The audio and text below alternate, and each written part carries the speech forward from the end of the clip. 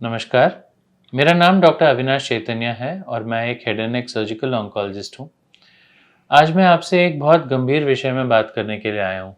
आजकल बहुत early as में, मतलब 20 साल 30 साल में ओरल कैंसर्स देखने को मिल रहे हैं।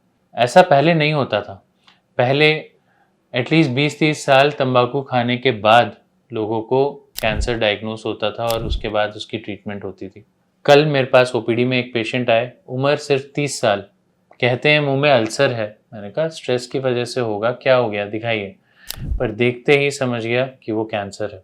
बहुत सोचने की बात है कि इतनी अर्ली एज में कैंसर क्यों आ रहा है, स्पेशली मुंह का कैंसर जो ट्रेडिशनली 50 साल के ऊपर देखने को मिलता था। हम लोगों ने आपस में डिस्कस किया, सब कुछ किया, उससे हमको ये एक निष्कर्ष मिला कि शायद अर्ली इनिशिएशन ऑफ टोबैको, मतलब बहुत जल्दी कम उम्र में ही टोबैको खाना शुरू करते हैं। पान गुटखा बहुत इजीली अवेलेबल है। बच्चे आजकल 15 साल से पहले ही गुटखा खाना शुरू कर रहे हैं।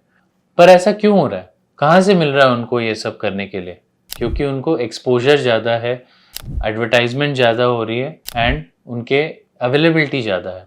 जो जेनेटिकली प्रीडिस्पोज्ड हैं उनको 2 साल 3 साल 5 साल टोबैको खाने से कैंसर होने का चांसेस बढ़ जाता है। ऐसे में अगर आप 15 साल में शुरू करेंगे तो 20 या 25 साल में आपको कैंसर होने का चांस ज़्यादा हो जाता है। सो ये एक रीज़न हो सकता है जिसकी वजह से अर्ली एज में हमको ओरल कैंसर्स देखने को मिल रहे हैं। इन सब के अलावा हम आजकल देख रहे हैं कि बच्चों के जो अर्ली एज में डेंटल हाइजीन पे लोग ध्यान नहीं देते। दांत टूटे रहते हैं, दांत खराब रहते हैं, कैरीज रहती हैं, कोई उसको देखता नहीं है जब तक उसमें दर्द ना हो। प्रॉब्लम ये होती है कि जब आपको कोई कैरीज टीथ होते हैं वो बार बार आपके जीभ में या फिर आपकी गाल में लगते रहते हैं और उसकी वजह say that chronic trauma can cause cancer.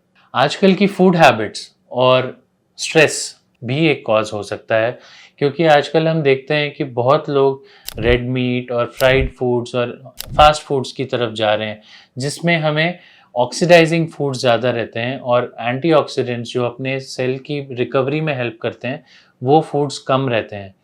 सो इस वजह से there is always a chance कि आपको जो भी छोटा मोटा आपको अगर ट्रॉमा होता है, हीलिंग नहीं होती है और उसमें कैंसर चेंजेस होने के चांसेस रहते हैं। Apart from all this, genetically जो प्रीडिस्पोज्ड हैं उनको थोड़ा भी एक्सपोजर ऑफ टोबैको या of trauma because of teeth कुछ भी हो तो there is always a chance कि जो जेनेटिकली प्रीडिस्पोज्ड हैं वो और जल्दी उसमें आपको जेनेटिकल म्यूटेशंस आएँ and that mutations can lead to cancer.